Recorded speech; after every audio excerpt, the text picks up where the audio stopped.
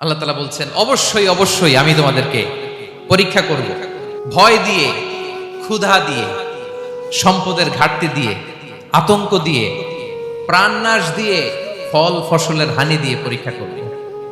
কিন্তু এই পরীক্ষায় যারা উত্তীর্ণ হবে, যারা সবর ইখতিয়ার করবে, ওয়াবাশশিরিস সাবিরিন, ধৈর্যশীলদের জন্যই হচ্ছে সুসংবাদ। আলহামদুলিল্লাহ পড়ে। তাহলে সম্মানিত সুধী, আমরা বুঝতে পারলাম এই পৃথিবীর ফিচার হচ্ছে এখানে বিপদ থাকবে, বিপদ ছাড়া কেউ থাকবে না। স্ট্রাগল থাকবে, কষ্ট থাকবে, ঝুঁকি থাকবে, রিস্ক থাকবে, এবং নানা ধরনের বিপদ আপদ দিয়ে আল্লাহ তাআলা আমাদেরকে পরীক্ষা করবেন। এটা মাস্ট, এটা আমাদের মাইন্ডসেটে নিয়ে নিতে হবে। মাইন্ডসেটে এটা ক্লিয়ার থাকতে হবে। চিরসুখ চিরশান্তি এই দুনিয়াতে মিলবে, কোথায় মিলবে তাহলে? এটা তাহলে বিপদ আসবেই, আপদ আসবেই, পরীক্ষা থাকবেই আমাদের জীবনে।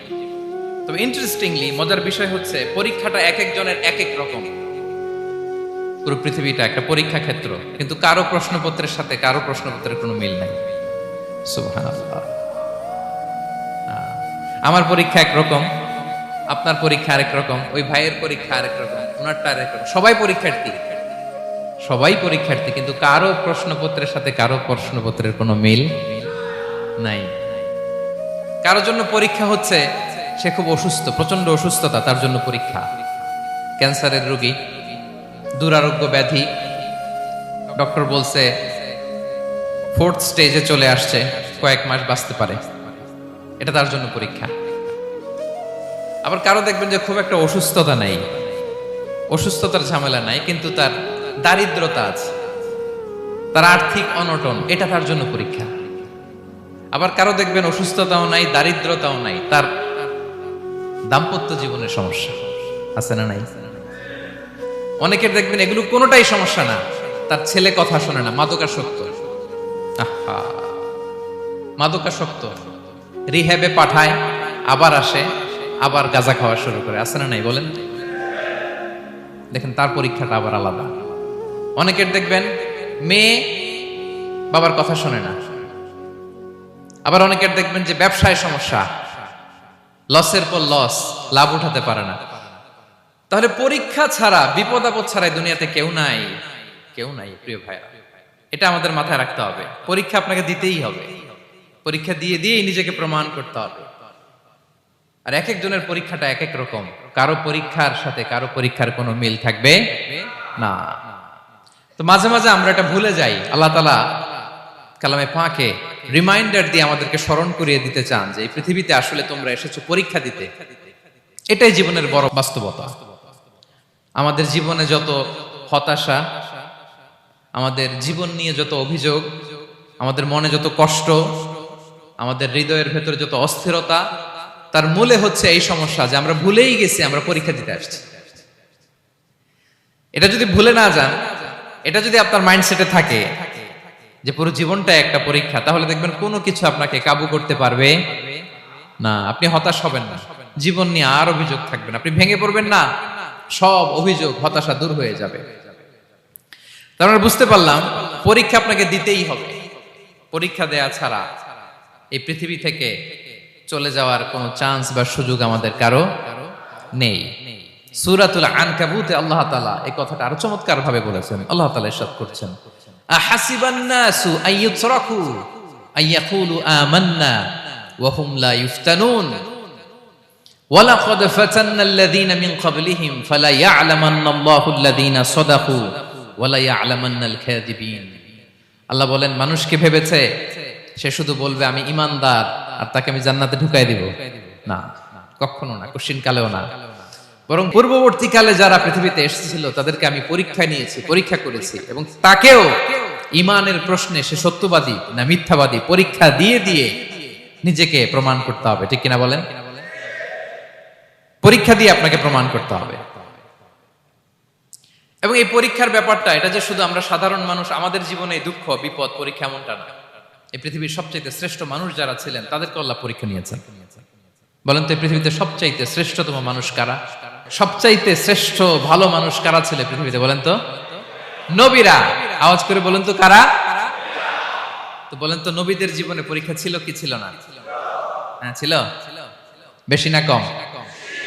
বিষ্ণু ইসলামকে জিজ্ঞাসা করা হলো, আইয়ুন নাসি আশাদ্দু বালাআন ইয়া রাসূলুল্লাহ, হে আল্লাহর রাসূল, এই পৃথিবীতে কাদের জীবনে পরীক্ষা বেশি? বিষ্ণু ইসলাম বললেন, আল আম্বিয়া, নবীদের জীবন। আল আম্বিয়া সুম্মাল আমসাল ফাল আমসাল, সবচাইতে জীবনে পরীক্ষার সম্মুখীন সবচাইতে বেশি হয়েছেন নবীরা। তারপরে নবীদের পরবর্তী অবস্থান যাদের, সিদ্দিকিন যারা, সোহাদা যারা, সালিহিন যারা, আল্লাহওয়ালা যারা, তাদের জীবনে পরীক্ষা বেশি। ইউবতালার রাজুলু আলা হাসাবি দীনি, ব্যক্তির দিনদারি যত বেশি, তার জীবনে আল্লাহর পরীক্ষাও তত বেশি। আপনি আল্লাহওয়ালা হবেন, আপনার জীবনে পরীক্ষাও অনেক বেশি।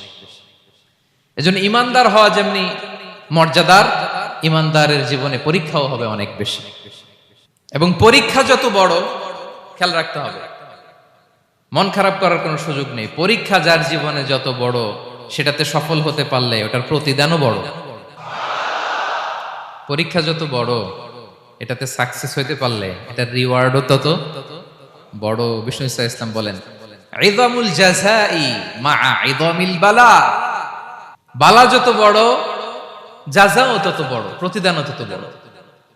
আপনারা নবীদের জীবনে যদি খেয়াল করেন, দেখবেন যেই নবীর জীবনে পরীক্ষা যত বেশি, সেই নবীর জীবনে সফলতাও তত বেশি।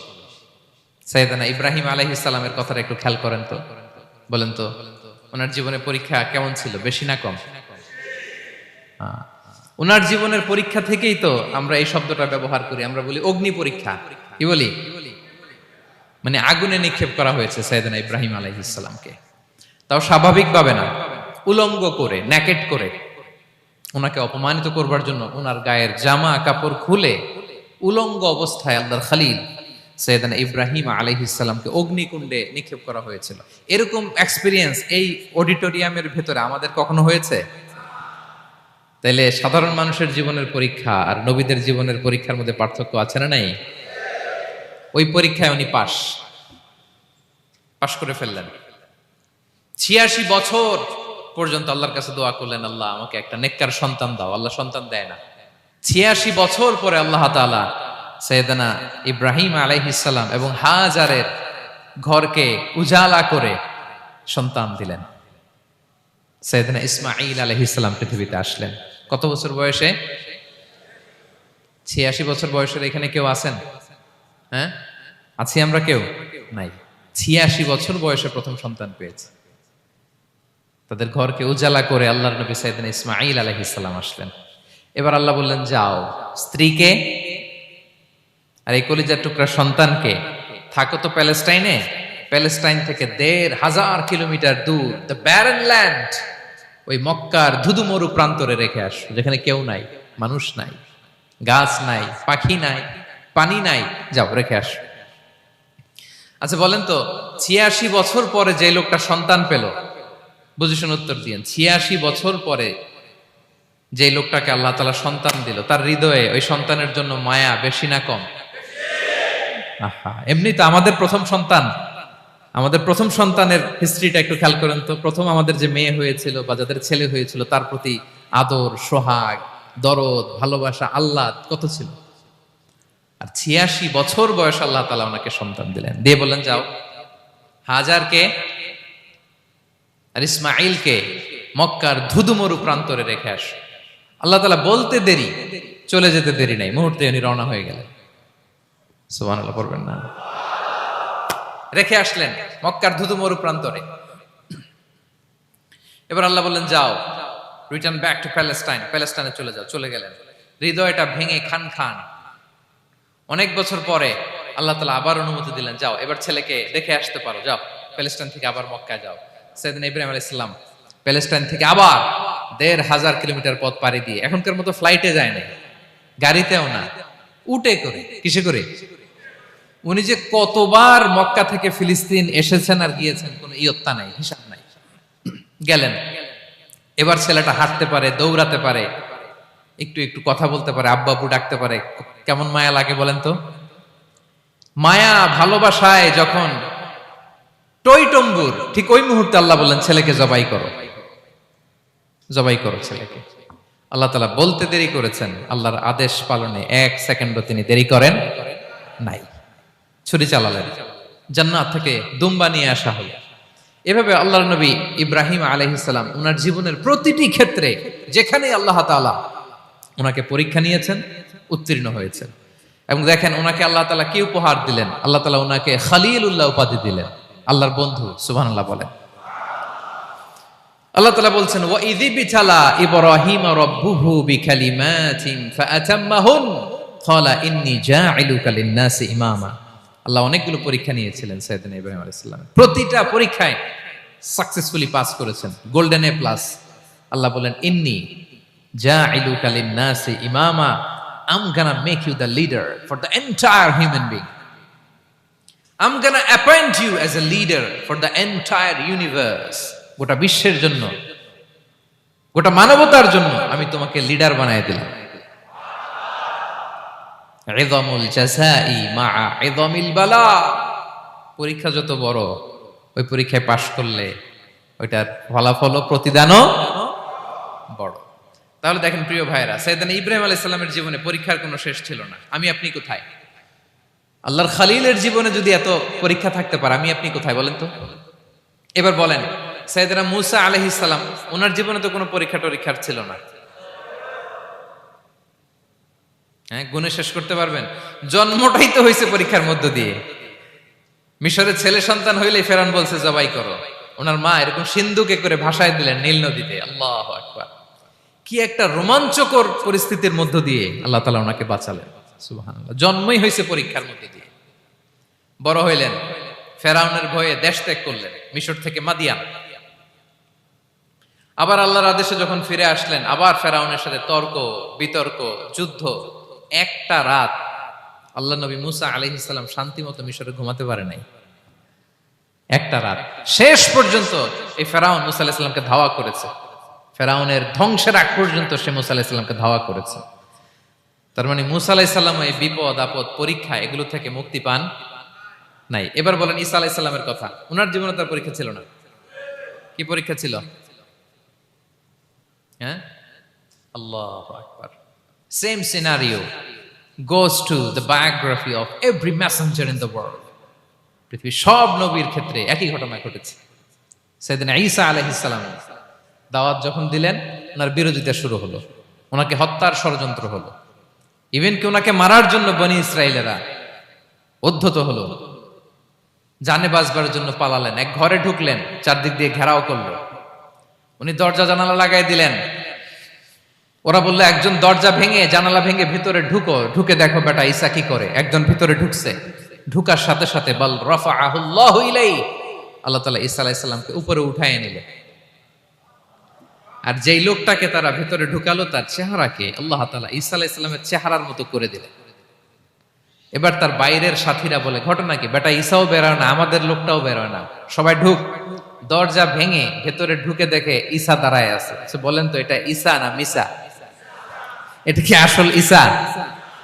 ওমা কতালু ওমা সলাবু ওয়ালাকিন শুব্বিহা লাহুম। আল্লাহ বলে, তোমরা আমার নবী ঈসাকে হত্যাও করতে পারো নাই, শুলেও চড়াতে পারো নাই। আমি সেফটি সিকিউরিটি দিয়ে আমার নবী ঈসা আলাইহিস সালামকে আকাশে তুলে নিয়েছি। তাহলে ওনার জীবনে পরীক্ষার শেষ ছিল না। এবার যদি আমরা বিশ্বনবী সাল্লাল্লাহু আলাইহি ওয়াসাল্লামের জীবনের দিকে তাকাই, ওনার জীবনটা দেখেন তো।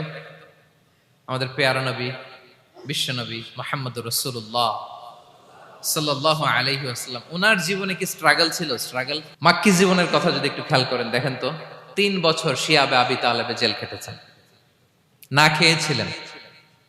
ওনার বংশের লোকেরা প্রথমে ছাগল খেয়েছে, ছাগলগুলো যখন শেষ, ছাগলের চামড়াগুলো শুকিয়ে ওইটা খাইছে। গাছের পাতা ছাল এগুলো খেয়ে খাবারের অভাবে বেহুশ হয়ে পড়ে থাকতো তারা।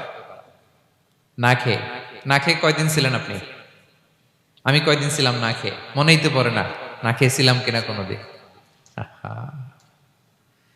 এ হচ্ছে মাক্কি জীবন। মেন্টালি প্রেসার দেয়া হয়েছে। বিশ্বনবীর চাচা আবু লাহাব, তার 2 ছেলে উতবা আর উতাইবা, এদের সাথে বিয়ে দিয়েছিলেন 2 মেয়ের। যখন দাওয়াত দেওয়া শুরু করলেন, 2 মেয়েকে ডিভোর্স দিয়ে দিল। দেখেন, একটা বাবার জন্য প্রাপ্তবয়স্কা মেয়েকে যখন উঠায় নেয়ার আগে ডিভোর্স দেয়, তার মানসিক অবস্থাটা কেমন থাকে বলেন? মেন্টালি প্রেসারাইজ করা হয়েছে। ফিজিক্যালি হ্যারাস করা হয়েছে। বিষ্ণু ইসলাম যখন নামাজে দাঁড়াতেন, উটের পচা নারী ভুঁড়ি বিষ্ণুনবীর কাঁধে চাপিয়ে দেওয়া হতো। আপনার জীবনে এরকম ঘটছে কখনো? আপনি নামাজ পড়তেছেন, উটের পচা নারী ভুঁড়ি আপনার কাঁধে চাপিয়ে দেওয়া হয়েছে। কয়দিন হয়েছে এরকম? কয়দিন হয়েছে? হ্যাঁ, তারপরে তো আলহামদুলিল্লাহ বেরোয় না মুখ দিয়ে। কেমন আছেন হুজুর কোয়েন না, বেশি একটা সুবিধার না, তাই না? বেশি একটা একটু মিলাবেন। কতটুকু পরীক্ষা আমরা দিয়েছি। তায়েফে গেলেন বিশ্বনবী, তায়েফে গেছিলেন জমির বায়না দিতে, তাই না? জমি কিনবে তায়েফে। তায়েফবাসীদেরকে জাহান্নামের আগুন থেকে বাঁচাতে গিয়েছিলেন, নিজের জন্য না। সেখানে তায়েফের ছেলেরা পাথর মেরেছে বিষ্ণু ইসলামের গায়ে। এত শুভ্র দেহ ছিল, চেহারা ছিল, বিষ্ণুবীর গা দিয়ে ঝরঝর করে রক্ত ঝরেছে। ফিজিক্যাল হ্যারাসমেন্টের শিকার হয়েছেন বিষ্ণু ইসলাম। যখন যেদিন বিষ্ণু ইসলামকে হত্যার ষড়যন্ত্র করা হলো, আল্লাহ তাআলার আদেশে তিনি মক্কা থেকে মদিনায় হিজরত করলেন। মদিনাতে যে একটা রাত, সপ্তম হিজরির আগ পর্যন্ত শান্তিতে ঘুমাতে পারেন নাই। 3 দিকে 3 ইহুদি বসতি, বনু কাইনুকা, বনু নদীর, বনু কুরাইজা। আহা, খাওয়ার মধ্যে বিষ মিশিয়ে দেয়া হয়েছিল বিষ্ণু ইসলামের। বাজুর, খাসির বাজুর রান পছন্দ করতেন। এক ইহুদি মহিলা বিষ্ণু ইসলামের ওই রানের মধ্যে বিষ মিশিয়ে দিয়েছিল। ওই বিষের যন্ত্রণায় মৃত্যুর আগ পর্যন্ত বিষ্ণুনবী কাতরাতেন। এবং উনি ইন্তেকালের সময় ওই বিষের ব্যথা যন্ত্রণাতে ইন্তেকাল করেছেন। বিষ্ণুনবীর ইন্তেকালটা শাহাদাতের ইন্তেকাল ছিল। বিষ্ণু ইসলাম বলেছেন, ওই যে খায়বার এলাকার ওই মহিলা যে আমার খাবারে বিষ মিশিয়েছিল, সেই বিষের যন্ত্রণা, বেদনা, কষ্ট আমি অনুভব করছি। খেয়ে না খেয়ে দিন প্রচারের কাজে নিজেকে দিয়েছ বিলিয়ে, তায়েফের কাফিরেরা চিনল না সে আলো, দুষ্ট ছেলেদের পিছু দিল লেলিয়ে, পাথরের আঘাতে ক্ষত বিক্ষত হয়ে সারা শরীর থেকে রক্ত ঝরে।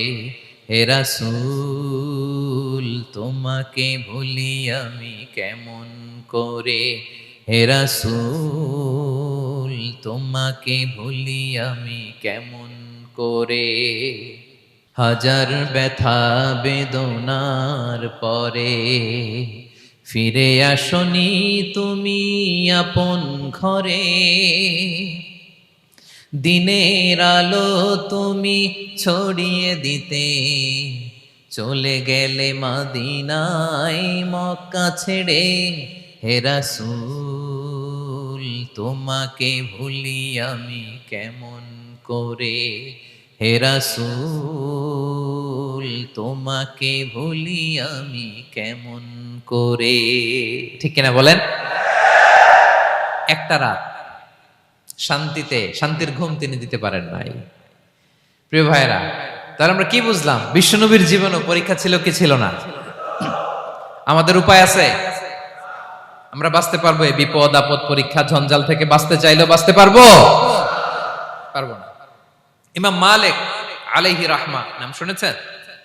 ইমাম মালিক, ওনার জ্ঞান থেকে লাখো লাখো মানুষ উপকৃত হয়েছে, কোটি কোটি মানুষ উপকৃত হয়েছে।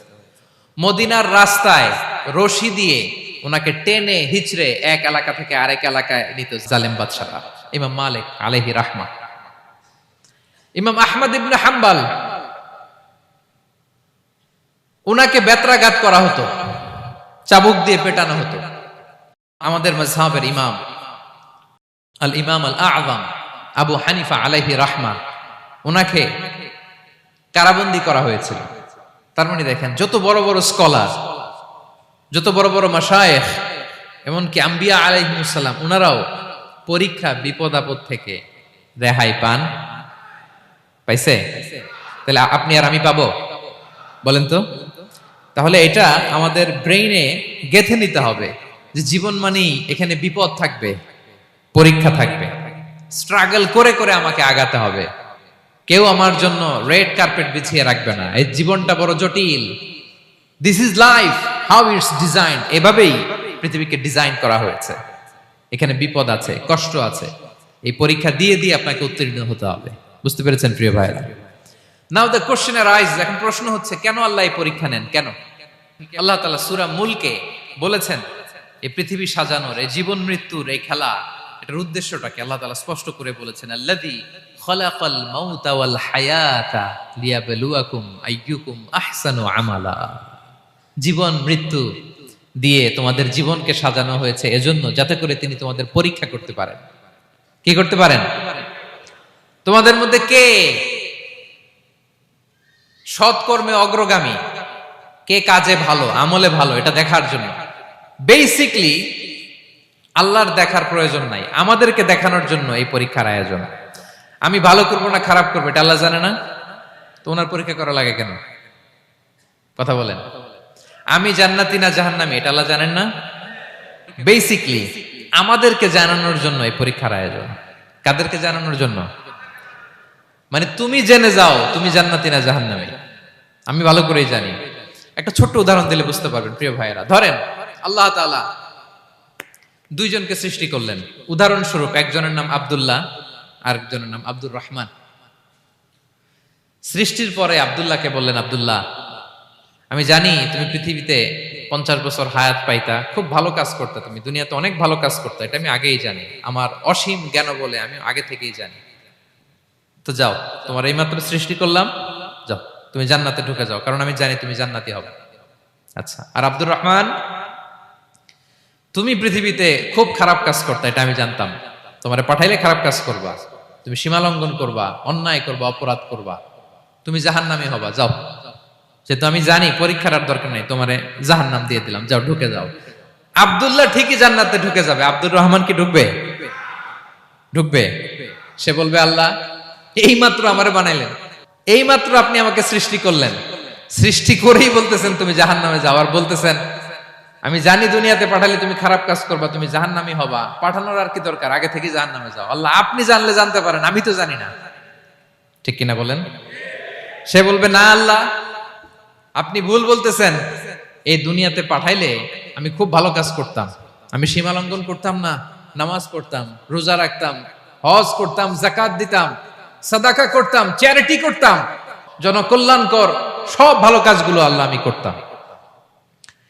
এজন্য আল্লাহ তাআলা পরীক্ষার আয়োজন করেছেন, যাতে করে তুমি জেনে যাও যে পৃথিবীতে তুমি কি করেছো। এখন আর আল্লাহকে এক্সকিউজ দেওয়ার সুযোগ নেই। আচ্ছা বলেন তো, আবু জাহেলকে যদি আল্লাহ এখন কিয়ামতের দিন বলে, Abu Jahl go to the hell fire, Abu জাহেলের কিছু বলার সুযোগ আছে? কারণ ও দুনিয়াতে কি করে আসছে এটাও জানে না। ফেরাউনকে ডেকে যদি আল্লাহ বলে, ফেরাউন তুমি জাহান্নামে যাও, go to the hell fire, ওর কি কোনো এক্সকিউজ দেওয়ার সুযোগ আছে? বলেন, সুযোগ আর আছে? কারণ তুমি দুনিয়াতে কি করেছো তোমার চেয়ে ভালো কেউ আর জানে। তা পৃথিবীতে এই পরীক্ষার এই আয়োজনের সবচাইতে বড় উদ্দেশ্য হচ্ছে যাতে করে আমরা দেখে যাই যে আমরা কি কাজ করছি। কেউ যখন পরীক্ষা দেয় প্রিয় ভাইরা, ওই পরীক্ষায় কত পাবে তার একটা হিসাব আছে না? বলেন, আপনি গণিত পরীক্ষা দিয়ে আসছেন, যে 100তে 100 পাবে সে বলতে পারে আমার সব অঙ্ক হয়েছে, ঠিক কিনা বলেন? আর যে লাড্ডু গুড্ডু বুঝছেন তো, কিছুই পারে নাই, ঘোড়ার ডিম, তারও একটা হিসাব আছে যে সে কিছুই লিখে আসতে পারে নাই। তাই পৃথিবীতে এই পরীক্ষার আয়োজনের প্রধানতম কারণ হচ্ছে যাতে করে আমরা বুঝে যেতে পারি যে আমরা কোথায় যাব, জান্নাতে না জাহান্নামে।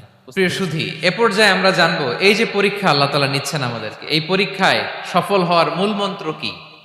কোরআনে বিভিন্ন আয়াতে এই পরীক্ষার কথা বলা হয়েছে এবং এই পরীক্ষার সফলতার মূল মন্ত্রও কোরআনে ঘোষিত হয়েছে। আলহামদুলিল্লাহ বলেন। যে আয়াত দিয়ে আমি শুরু করেছি, এই আয়াতে আল্লাহ তাআলা বলেছেন, ওয়াবাশশিরিস সাবিরিন, নবী হে ধৈর্যশীলদেরকে আপনি সুসংবাদ দিন, ধৈর্যশীলদেরকে সুসংবাদ দিন। তার মানে বিপদে ধৈর্য ধারণ করতে হবে প্রিয় ভাইরা। ইন্নামাস সাবরু ইনদা সাদামাতিল উলা। বিপদে আমরা অনেক সময় প্যানিক হয়ে যাই, অস্থির হয়ে যাই, কি করব, হতাশ না। মুমিনরা হতাশ হয় না, ধৈর্য ধারণ করে। কি করে? কি করে? ধৈর্য ধারণ করার শক্তি দাও গো মেহেরবান আমায়, দাও গো মেহেরবান। পড়েন, ধৈর্য ধারণ করার শক্তি দাও গো মেহেরবান আমায় দাও গো মেহেরবান। সবাই বলুন একসাথে, ধৈর্য ধারণ করার শক্তি দাও গো মেহেরবান আমায় দাও গো মেহেরবান। বুকের ভেতর ব্যথার নদী বইছে অবিরাম, বইছে বইছে অবিরাম। পড়ুন, ধৈর্য ধারণ করার শক্তি দাও গো মেহেরবান আমায় দাও গো মেহেরবান। পড়েন আমিন। আল্লাহ যেন বিপদে আমাদেরকে ধৈর্য ধারণ করার তৌফিক দান করে। প্রিয় ভাইয়েরা, ধৈর্য এটা এমন একটা গাছ যে গাছের সারা গায়ে কাটা, কিন্তু এই গাছের ফলটা বড় সুস্বাদু। আই রিপিট, আমি আবারও বলছি, ধৈর্য এটা এমন একটা গাছ যে গাছের সারা গায়ে কাটা, কিন্তু ফলটা বড় মিষ্টি, ফলটা বড় সুস্বাদু। সবাই ধৈর্য ধারণ করতে পারে না। বিষ্ণু ইসলামকে আল্লাহ তাআলা নানা সময় আশ্বস্ত করেছেন, সান্ত্বনা দিয়েছেন, আর ধৈর্যের বাণী শুনিয়েছেন। আল্লাহ বলেন, ফাসবির কামা সবারা উলুল আজমি মিনার রসুল। নবী হে, আপনার আগে দৃঢ় প্রত্যয়ী নবীরা যেরকম ধৈর্য ধারণ করেছে, আপনিও ধৈর্য ধারণ করুন। সূরাতুল মুজাম্মিল আল্লাহ তাআলা বলছেন, ওয়াসবির আলা মা ইয়াকুলুনা ওয়াহজুরহুম হাজরান জামিলা। ওরা যাই বলুক, আপনি ধৈর্য ধারণ করুন, ওদের কথাকে ইগনোর করুন। Just ignore what they are saying to you. যা বলে আপনি জাস্ট ইগনোর করেন। ওরা বিষ্ণু ঈসা ইসলামের মনোবলকে ভেঙে দেওয়ার জন্য কখনো বিষ্ণু ঈসা ইসলামকে কবি বলে গালি দিত। কবি কি বলতো? শায়ের। কখনো বলতো মজনুন, পাগল। নাউজুবিল্লাহ পড়বেন না? পাগল বলে গালি দিত। মাঝে মাঝে বলতো কাহিন, গণক। মাঝে মাঝে বিষ্ণু ঈসা ইসলামকে তারা বলতো আবতার, লেস কাটা। মুহাম্মদ, তোমার ছেলে নাই, তোমার বংশ নির্বংশ হয়ে গেছে, তোমার নাম নেয়ার মতো কেউ নাই। আহা, কপাল পোড়া। গোটা বিশ্বব্যাপী বিষ্ণু ঈসা ইসলামের সুনাম সুখ্যাতি ছড়িয়ে দিয়েছে কে? আকাশ বাতাস মাড়িয়ে, সাতাকাশ ছাড়িয়ে আল্লাহর আরশ পর্যন্ত আল্লাহ তাআলা বিষ্ণুনবীর সুনাম সুখ্যাতিকে সুউচ্চ করেছেন। ঠিক কিনা বলেন? ইগনোর করুন। আপনাকে কবি বলে, গণক বলে, আপনাকে পাগল বলে, আপনাকে লেসকাটা বলে, জাস্ট ইগনোর দেন। বর্তমান সময়েও নানা ধরনের ট্যাগ আমাদেরকেও দেয় কি দেয় না বলেন? দেয়। আমাদেরকে কি বলে? মৌলবাদী বলে, বলে বলে ওই যে রাজাকার বলে। রাজাকার রাজাকার খেলার দিন শেষ। মন মতো হইলে মুক্তিযোদ্ধা, মন মতো না হইলে রাজাকার, এই দিন শেষ। ওই দিন আর নাই। এই কার্ড দিয়ে আর খেলার দিন নাই। এগুলো মানুষ আর খায় না এখন, এগুলো গিলে না আর। সাধারণ মানুষ বড্ড সচেতন। দেখেন, কালের বিবর্তনে, সময়ের আবর্তনে একই পরিক্রমা আমাদেরকেও ট্যাগিং করে। আমাদেরকে মৌলবাদী বলে, ব্যাকডেটেড বলে, রাজাকার বলে, জঙ্গি বলে, যুদ্ধাপরাধী বলে। আছে না এরকম? ওয়াসবির আলা মা ইয়াকুলুন, নিজের সাথে মিলায় নেন। যা বলে ধৈর্য ধারণ করো। ওয়াহজুরহুম হাজরান জামিলা, জাস্ট ইগনোর দেন, ভালোভাবে ইগনোর করেন, খালাস, সালাম দিয়ে কেটে পড়েন। তাহলে প্রিয় ভাইরা, এই বিপদ আপদ আমাদের পিছু ছাড়বে না, পিছু ছাড়বে না। নবীদের পিছু ছাড়ে নাই, আমরা কোথায়? আমরা আর কি? বিপদ আমাদেরকে ধৈর্য ধারণ করতে হবে, মনোবল হারাইলে হবে না। দেখেন বিশ্বনবী কিভাবে আপনাদেরকে সান্ত্বনা দেয়। বিশ্বনবী বলেন, আজাবান লি আমরিল মুমিন, মুমিনের ব্যাপারটা বড় আশ্চর্যজনক। ফাইন্না আমরাহু কুল্লাহু লাহু খাইর, মুমিনের জীবনে যা ঘটে সবটাই খাইর, সবটাই কল্যাণ। ইন আসাবাতহু সাররাউ শাকারা ফাকানা খাইরাল্লাহ ওয়া ইন আসাবাতহু দাররাউ সাবারা ফাকানা খাইরাল্লাহ। মুমিনের জীবনে যদি সুখ আসে তাহলে মুমিন শুকরগুজার হয়, এটা তার জন্য ভালো। আর যদি মুমিন জীবনে দুঃখ আসে তাহলে সে সবর ইখতিয়ার করে, এটাও তার জন্য ভালো। সুবহানাল্লাহ। তাহলে দেখেন, আমরা হয় সুখে থাকি নয় দুঃখে থাকি, ঠিক কিনা বলেন? তাহলে সুখের সময় আমরা শুকর করি, কি করি? শুকরগুজার হই। শুকরিয়া করা একটা ইবাদত। শুকরিয়া করাও কি? আর দুঃখের সময় আমরা সবর করি, সবর করাটাও একটা। তাহলে আমাদের পুরো জীবনটাই ইবাদত, পুরো জীবনটাই সুখের সময় শুকর আর দুঃখের সময় সবর। আওয়াজ করে বলেন, সুখের সময় শুকর আর দুঃখের সময়। এই দুই ইবাদত মুমিন জীবনে চলমান, কন্টিনিউয়াস, একটা উইন উইন সিচুয়েশন। কি বলেন? উইন উইন হয়ে গেল না? যেই পরিস্থিতিতেই থাকে আমাদের জন্য লাভ। আল্লাহু আকবার। তাহলে প্রিয় ভাইরা, এটাই জীবনের বাস্তবতা। সবর আমাদেরকে ইখতিয়ার করতে হবে, হতাশ হওয়া যাবে না। অনেকে আমরা অল্পতে হতাশ হই। এই যে আমরা ধৈর্য ধারণ করছি, এর ফল পাচ্ছি না? দীর্ঘ 1.5 যুগ 1.5 দশক ধরে ধৈর্য ধারণ করছেন না আপনারা? এখন মুক্তি, স্বাধীনতা, বিজয় এনে দিয়েছে কে? ধৈর্য ধারণ করুন। ধৈর্যের যে ফলাফল, এটা বড় মিষ্টি। ধৈর্য এমন একটা গাছ, এই গাছের সারা গায়ে কাটা, কিন্তু এর ফলটা বড় সুস্বাদু, এর ফলটা বড় মিষ্টি। ধৈর্য ধারণ করার অভ্যাস করতে হবে প্রিয় ভাইরা। মুমিন হতাশ হয় না, হাল ছেড়ে দেয় না। মুমিন ভরসা রাখে একজনের উপর, তিনি কে? লা তাইয়াসু মির রাউহিল্লাহ, ইন্নাহু লা ইয়াইয়াসু মির রাউহিল্লাহি ইল্লাল কওমুল কাফিরুন। আল্লাহর রহ থেকে, রহম থেকে নিরাশ হয়ে যাও না। কাফির ছাড়া, অকৃতজ্ঞ ছাড়া কেউ আল্লাহর রহ থেকে, আশা থেকে নিরাশ হয় না। শয়তানের সবচেয়ে বড় মিশন হলো আমাদেরকে হতাশ বানানো। এটা খেয়াল রাখবেন। শয়তানের সবচাইতে বড় মিশন কি? আমাদেরকে হতাশ করে দেয়া। হতাশ বানাইতে পারলে সে সাকসেসফুল, খুশি। কিন্তু আমরা এত সহজে হতাশ হই না, আমরা নিরাশ হই না, আমরা বিপদে হাল ছেড়ে দেই না। আমরা ভরসা রাখি এক মহান সত্তার উপর, তিনি কে? মনে থাকবে? বিপদ আসলে ভেঙে পড়বেন, ভিসা না হইলে কান্নাকাটি শুরু করবেন, ব্যবসায় লস হইলে হাউমাউ, দেশ থেকে কোনো দুঃসংবাদ আসলে হতাশ হবেন, ভেঙে পড়বেন। ধৈর্য ধারণ করব আমরা। আওয়াজ করে বলেন, আমরা কি করব? সবর। বিপদ ট্যাকেল দেওয়ার প্রথম স্টেপ হচ্ছে সবর। ধৈর্য ধারণ করতে হবে। অবশ্যই সাবিরিন, ধৈর্যশীলদেরকে সুসংবাদ দাও। বিপদ থেকে বাঁচার দ্বিতীয় স্টেপ হচ্ছে এই বিপদ থেকে উত্তরণের চেষ্টা করতে হবে। কন্টিনিউয়াস প্রচেষ্টা চালিয়ে যেতে হবে। ওয়াল্লাযীনা জাহাদু ফিনা লানাহদিয়ান্নাহুম সুবুলানা। যারা আমার রাস্তায় চেষ্টা করে, প্রচেষ্টা করে, স্ট্রাগল করে, তাদেরকে আমি পথ দেখিয়ে দেই, সুবুল দেখিয়ে দেই, ওয়ে আউট দেখায় দেই, এক্সিট দেখায় দেই। কোথাও আটকাবেন না আপনি, আপনাকে এক্সিট দেখায় দিবে কে? মালয়েশিয়াতে কেলুয়ার বলে না? কেলুয়ার কি বলে চেনেন? কেলুয়ার মানে কি? এক্সিট। এক্সিট পেয়ে যাবেন, আটকাবেন না আপনি জীবনে কোথাও। 3 নাম্বার, আল্লাহর উপর তাওয়াক্কুল করতে হবে বিপদ আসলে। ওমাইয়া তাওয়াক্কাল আলাল্লাহি ফাহুয়া হাসবুহ। আল্লাহর উপর যে তাওয়াক্কুল করে, আল্লাহই তার জন্য যথেষ্ট হয়ে যায়। তাহলে বিপদে প্রিয় ভাইরা আমরা প্যানিক হব না, ধৈর্য ধারণ করব, বিপদ থেকে উত্তরণের সর্বোচ্চ প্রচেষ্টা চালিয়ে যাব, আর ভরসা রাখবো একজনের উপর, তিনি কে? আর বিপদ আসলে এটাকে নেগেটিভলি নেবেন না সব সময়। বিপদ আপদ এটা অনেক পজিটিভ, ভালো জিনিস আমাদের জীবনে বয়ে নিয়ে আসে।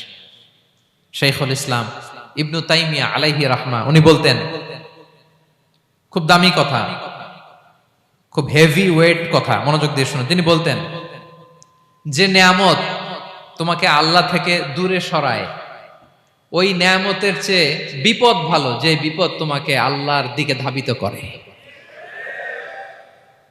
আই রিপিট, আমি আবারও বলি, যে নাজ নেয়ামত তোমাকে আল্লাহ থেকে দূরে সরিয়ে দেয়, সে নাজ নেয়ামতের চেয়ে ওই বিপদ আপদ ভালো, যে বিপদ আপদ তোমাকে আল্লাহর কাছে টেনে নেয়। তাহলে বিপদ আপদ আসলে আপনি হতাশ হবেন? আর কখনো দুঃখ করবেন?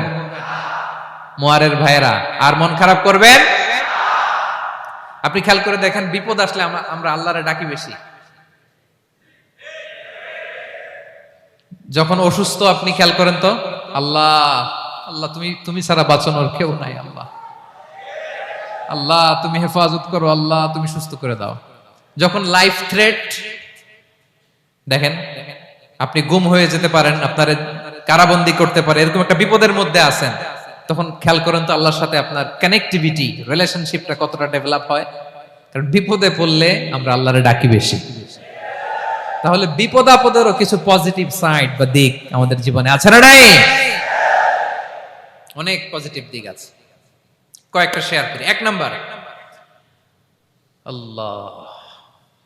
নাম্বার পজিটিভ সাইড তো বললাম, ইমাম ইবনু তাইমিয়া যেটা বললেন। এরপরে হচ্ছে মাঝে মাঝে আল্লাহ তাআলা আমাদের মর্যাদাকে আপগ্রেড করতে চায়, এলিভেট করতে চায়।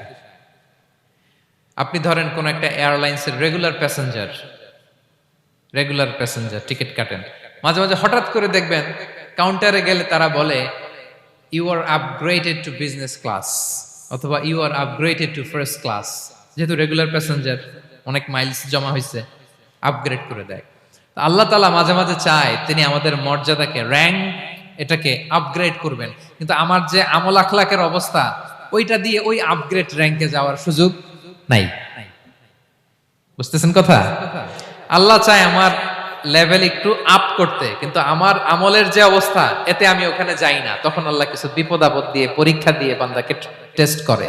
ওই পরীক্ষায় যদি উত্তীর্ণ হন, সাথে সাথে আল্লাহ তাআলা আপনার লেভেল বা র্যাঙ্ক আপগ্রেড করে দেয়। সুবহানাল্লাহ পড়বেন না? তাহলে লাভ না লস? আওয়াজ করে বলেন, লাভ না লস? মুমিন জীবনের সব লাভ। যত বিপদ আপদ আপনাকে স্পর্শ করে প্রতিটাতেই আপনার জন্য কল্যাণ। বিষ্ণু ইসলাম বলেন, মা ইউসিবুল মুসলিমা মিন নাসাবিন ওয়ালা ওয়াসাবিন ওয়ালা হাম্মিন ওয়ালা হুজনিন ওয়ালা আযান ওয়ালা গাম্মিন হাত্তা শাওকাতি ইউশাকুহা ইল্লা কাফারাল্লাহু বিহা খাতায়া। আপনার জীবনে যত দুঃখ, যত যন্ত্রণা, যত টেনশন, যত অ্যাংজাইটি, যত ইনজুরি, এমনকি গোলাপ ফুল পাড়তে যে ওখানে যে কাঁটা বাঁধছে, বরই খেতে যে বরই গাছে ওঠার পর যে একটা কাঁটা বিঁধছে আপনার হাতে, এর কারণে আল্লাহ তাআলা আপনার গুনাহ মাফ করে দেয়। সুবহানাল্লাহ। তাহলে বিপদ আপদ দিয়ে আল্লাহ বান্দার মর্যাদাকে আপগ্রেড করে। বিপদ আপদে ফেলে আল্লাহ তাআলা বান্দার পাপ মোচন করে। বিপদ আপদ দিয়ে আল্লাহ তাআলা বান্দার শাস্তি মওকুফ করে। এমন পাপ করছেন এটার জন্য শাস্তি বরাদ্দ হয়ে গেছে, কিন্তু আল্লাহ তাআলা ওই শাস্তি থেকে মাঝে মাঝে আপনাকে বাঁচাতে চায়, তখন কিছু বিপদ দিয়ে বান্দারে পরীক্ষা করে। উত্তীর্ণ হলেই আল্লাহ তাআলা ওই শাস্তিকে মওকুফ করে দেয়। তাহলে আসুন সামারি করি, পুরো আলোচনাটার সামারি করি। এক নম্বর সামারি হচ্ছে বিপদ আপদ, পরীক্ষা, স্ট্রাগল, কষ্ট, এটা সুন্নাতুল্লাহি ফিদ দুনিয়া। এই দুনিয়ায় আল্লাহর সুন্নাত, এর বাইরে কেউ যেতে পারে না, ইভেন নট দ্য মেসেঞ্জার্স, নবীরাও না। আজকের আলোচনায় শুনছেন না নবীদের জীবন দিয়ে কি গেছে, ups and downs, test and trial, নবীরাও না। তাহলে এটা আমাদের মাইন্ডসেটের সাথে সেট আপ করে নিতে হবে যে অতীতে, বর্তমানে, ভবিষ্যতে বিপদ আপদ মুক্ত এই পৃথিবীতে কেউ থাকবে না। পারবেন? হ্যাঁ, এটা মাইন্ডসেটে নিয়ে নিতে হবে যে এটাই জীবন, বিপদ আপদ দিয়ে আল্লাহ পরীক্ষা করবেন। এটাই পৃথিবী। চির সুখ চির শান্তি এই পৃথিবীতে খুঁজলেই পাওয়া যায় না। শুরুতে বলছিলাম না, চির সুখ চির শান্তি। বলেন তো এটা কি দুনিয়ার ফিচার না জান্নাতের ফিচার? জান্নাতের ফিচার দুনিয়ায় খুঁজলে পাওয়া যাবে? যাবে না। তাহলে আজকের আলোচনার এক নাম্বার লেসন হচ্ছে বিপদ আপদ এটা সুন্নাতুল্লাহি ফিদ দুনিয়া। এই দুনিয়া আল্লাহর সুন্নাত, এটা থেকে মুক্তি পাওয়ার কোনো সুযোগ নাই, নবীরাও পায় নাই। দুই নাম্বার লেসন, বাঁচার যেহেতু সুযোগ নাই, we have to face it with patience, intellect and tawakkul. বিপদে অস্থির হওয়া যাবে না, এটাকে ফেস করতে হবে উইথ পেশেন্স, ধৈর্যের সাথে। বিপদ আমরা মোকাবেলা করব কিসের সাথে? ধৈর্য। প্যানিক হবেন না, অস্থির হবেন না, ধৈর্য ধারণ করবেন উইথ ইন্টেলেক্ট। আল্লাহর দেয়া আপনার ইন্টেলেক্ট খাটিয়ে এই বিপদ উত্তরণের সর্বান্তকরণের চেষ্টা প্রচেষ্টা আপনার চালায় যেতে হবে। আর সবশেষে আত-তাওয়াক্কুল আলাল্লাহ, ডিপেন্ডিং অন আল্লাহ, ভরসা করব কার উপর? আল্লাহর উপর। পারা যাবে তো? আচ্ছা, দুইটা লেসন গেল। তিন নাম্বার লেসন হচ্ছে আমাদের ছেলে মেয়েদেরকে we have to educate our child regarding the test and trial in this দুনিয়া। দুনিয়ার এই বিপদ আপদের ব্যাপারে আমাদের ছেলে মেয়েদেরকে শেখাতে হবে, বুঝাতে হবে। ওরা ছোট মানুষ তো অস্থির হয়ে যায়, আব্বু আমার সাথে কেন এমন হয়, আমারই শুধু পেন্সিল চুরি হয়, আমারই শুধু এটা হয়, আমি পরীক্ষায় খারাপ করি, আমি ব্যথা পাই, আমার এই আমার সেই। ছোট মানুষ তো বুঝে না, ওরা বুঝাইতে হবে যে বাবা, this is the essence of life, এটাই জীবন, এটাই কি এই লাইফ হ্যাকস গুলো তাদেরকে শেখাইতে হবে। ডোন্ট বি প্যানিক, প্যানিক হওয়া যাবে না। This is how life is design, এটাই জীবন, বিপদ আপদ আসবে, এটাকে মেনে নিতে হবে। ছেলে মেয়েদেরকে শিখাইতে হবে, তাহলে তারাও প্যানিক হবে না। পারবেন তো ইনশাআল্লাহ? আচ্ছা, 4 নম্বর লেসন হচ্ছে যেটা আমরা জানলাম, এই বিপদ আপদ সবসময় আমাদের জন্য খারাপ না। সামটাইমস ইট ব্রিংস খায়ের for us if dealt properly. ঠিক মতো বিপদকে ডিল করতে পারলে এটা আসলে আমার জন্য আখেরে কল্যাণই বয়ে নিয়ে আসে। কি বলেন, তাই না? কল্যাণ বয়ে নিয়ে আসে। সব শেষ কথা হলো, আমরা যেন এই বিপদগুলোকে প্রপারলি ডিল করতে পারি, আমরা যেন সবর ইখতিয়ার করতে পারি। আল্লাহর কাছে চাইতে হবে, দোয়া করতে হবে, কারণ তৌফিক দেওয়ার মালিক কে? আল্লাহর কাছে যেন আমরা কায়মনোবাক্যে প্রার্থনা করতে পারি, আল্লাহ এই বিপদকে যেন আমরা ডিল করতে পারি উইথ সাবর, উইথ ইন্টেলেক্ট, উইথ তাওয়াক্কুল। আসল হাতিয়ার হচ্ছে এটা, দোয়া। আল্লাহর কাছে চাইবেন, মনোযোগের সাথে চাইবেন, আন্তরিকতার সাথে চাইবেন। উদউল্লাহ ওয়া আনতুম মুখিনুনা বিল ইজাবা। বিষ্ণু বলেন এমন ভাবে চাও যেন তুমি অনেকটা কনফার্ম যে তোমার দোয়া আল্লাহ কবুল করবেনই, এমন ভাবে চাও। অনেকে রোবোটিক দোয়া করে। রোবোটিক দোয়া মানে দোয়ার মধ্যে প্রাণ নাই, ধ্যান নাই, মন নাই, আগ্রহ নাই, ভালোবাসা নাই, ওই দোয়া আল্লাহ কবুল করে না। মনোযোগ দিয়ে চাইতে হবে চাওয়ার মতো, তাহলে আল্লাহ তাআলার পক্ষ থেকে তৌফিক পাওয়া যাবে। পারা যাবে তো ইনশাআল্লাহ? আল্লাহ তাআলা আমাদের সবাইকে বিপদে আপদে ধৈর্য ধারণ করার তৌফিক দান করুক। নবীরা তাদের জীবনে যেভাবে স্ট্রাগল, আপস এন্ড ডাউনস, বিপদগুলোকে, টেস্ট এন্ড ট্রায়াল গুলোকে ডিল করেছে, আমরা যেন সেভাবে ডিল করতে পারি। আল্লাহ তৌফিক দান করুক। আল্লাহ তাআলা আমাদের সবাইকে কথাগুলো বোঝা আর আমল করার তৌফিক দান করুক।